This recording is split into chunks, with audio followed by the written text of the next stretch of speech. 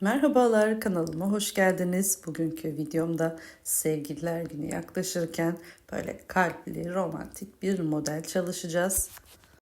Arka görüntümüz de bu şekilde. Çok kolay, çok keyifli ilerleyen bir model. İp olarak ben parlak koton bir iplik kullandım ama şu an üretimde olan bir ip olmadığı için ve bana bu ip çok soruluyor. Muadil olarak şu şekilde bir ip gösterebilirim size. Birebir aynısı olmasa da dokusu özellikle çok benziyor.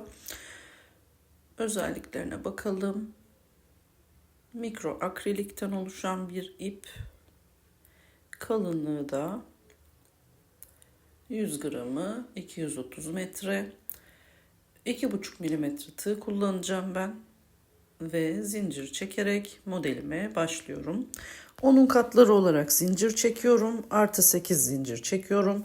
Modelimin boyutuna göre büyüklüğü ayarlıyorum. Çanta, kırlent, runner ya da işte yatak örtüsü yapımında kullanabilirsiniz bu modeli. Bir tane zincir çekip tekrar geri dönüyorum ve ilk zincirden başlayarak her bir zincirin içerisine birer tane sık iğne örüyorum. Bu sıram sık iğneden oluşuyor.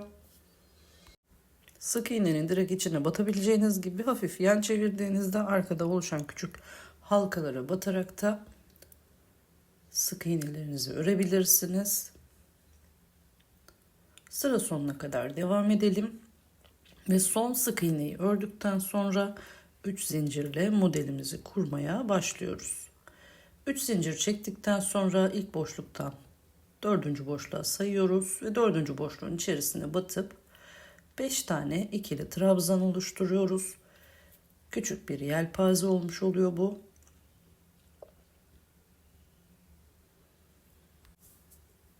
5. trabzandan sonra direkt tığa ip doluyoruz.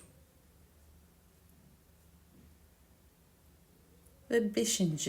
boşluğun içerisine batıp bir tane dörtlü fıstık yapıyoruz. Yani tığa ip doladık, battık, uzattık. Tığa ip doladık, aynı boşluğa batıp uzattık. Tığa ip doladık, aynı boşluğa batıp uzattık. Ve son kez tığa ip doladık, aynı boşluğa batıp uzattık. Tüm ilmekleri bir seferde ördük.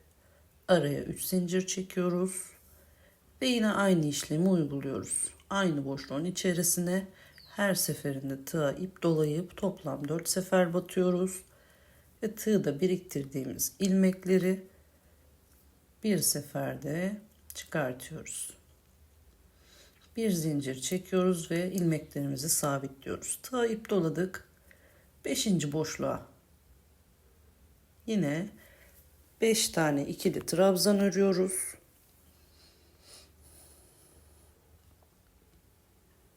Ve yine yelpazemizi oluşturuyoruz.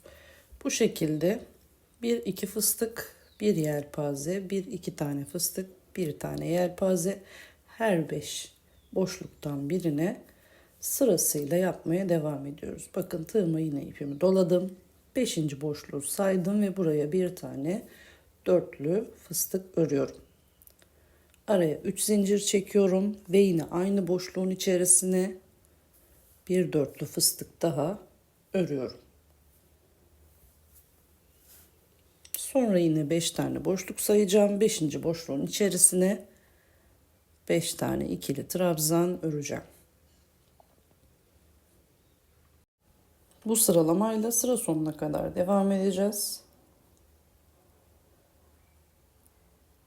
Ve şimdi artık modelin püf noktasına geliyoruz. Sıra sonuna 4. boşluğun içerisine bir tane ikili trabzan örüyorum. Bir zincir çekiyorum. Örgümü çevirdim. Ve ilk boşluğun içerisine bir sık iğne ördüm. Örgüyü öne doğru çeviriyorum. İlk trabzanın gövdesine batıp toplamda 4 tane sık iğne örüyorum.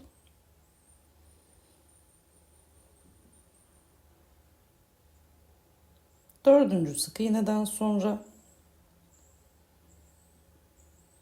sayıyorum. 1, 2, 3, 4. Toplam 5 tane trabzanım vardı. 5. trabzanı yani son trabzanı yine gövdesine batıp 4 tane sık iğne örüyorum. Ve burada belirgin bir V şekli elde etmiş oluyorum. Ön sırada gördüğünüz o sık iğne görüntüsü. Sonra yine arkaya döndüm. Aradaki boşluğa bir sık iğne ördüm. Fıstıkların arasında çektiğim 3 zincirim vardı. Buraya da 5 tane sık iğne örüyorum.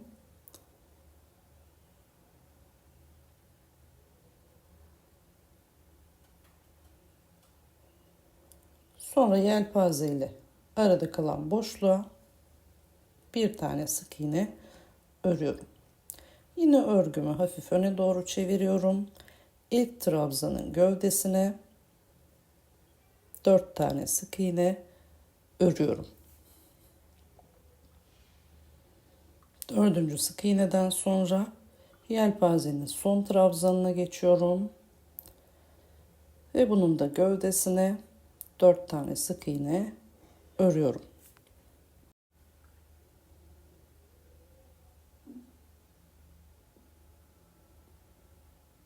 Boşluğa geldim, bir sık iğne örüyorum. Ve 3 zincirlik fıstık arasındaki yuvama gelip buraya da 5 tane sık iğne örüyorum. Bu sırada yine sıralamamız bu şekilde. Ara boşluğa geldim, bir sık iğnemi ördüm ve sıranın sonuna kadar bu sayılarla devam ediyorum. Sıranın sonuna geldiğimde de başlangıçta 3 zincir çekmiştik. Bunun boşluğuna bir sık iğne örüp 3 zincirle yeni sırama başlıyorum. Sağ ve solda kalan trabzanların içerisine sık iğne ördük. Ortada 3 tane trabzanımız var. İkinci trabzanın üstündeki boşluğa batıyorum ve bir dörtlü fıstık örüyorum. Yelpazenin üstüne fıstık geliyor. Fıstığın üstüne de yelpaze öreceğiz. Bir önceki sıranın yana kaymış hali, ters hali. 3 zincir çekip tekrar bir dörtlü fıstık yapıyorum. Bir zincirle sabitledim.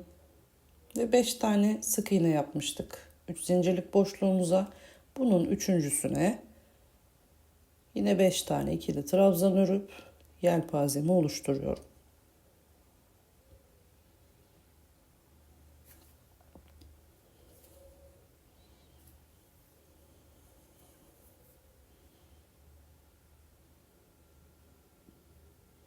Tığ ipimi doladım.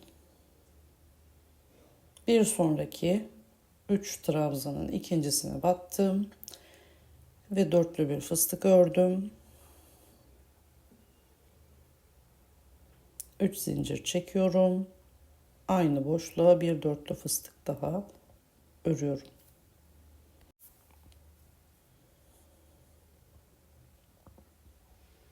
Bu şekilde yine bir sonraki 3. sık iğnemin içerisine 5 tane ikili trabzan örüyorum ve ikinci yelpazemi oluşturmuş oluyorum. Sıra sonuna kadar devam edelim.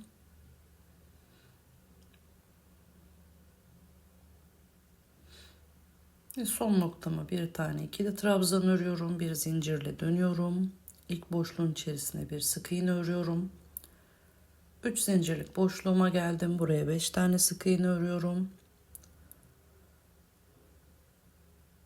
Hemen yan tarafa geçiyorum. Buradaki boşluğa da bir sık iğne örüyorum. Örgüyü çevirdim. Yelpazenin ilk trabzanının gövdesine önden batıp 4 tane sık iğne örüyorum.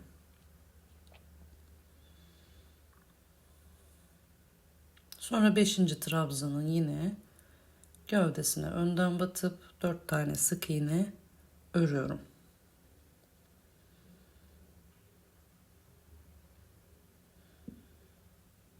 Ara boşluğa bir sık iğne örüyorum.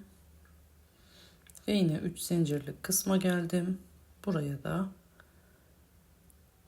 5 tane sık iğne örüyorum.